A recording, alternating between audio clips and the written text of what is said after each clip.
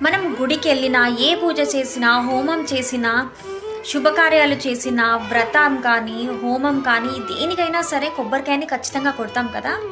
అసలు కొబ్బరికాయని ఎందుకు కొడతారో మీకు తెలుసా?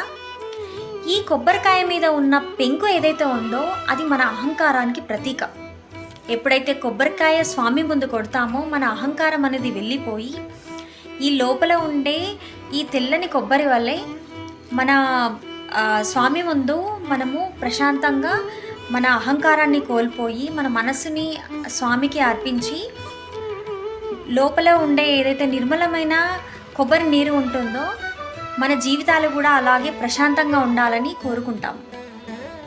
సో మన ఏదైతే సనాతన ధర్మంలో మనం చేసే ప్రతి దానికి ఒక అర్థం పరమార్థం ఖచ్చితంగా ఉంటుంది. మన పిల్లలకు కూడా ఇది తెలియచేయండి. జై శ్రీరామ్.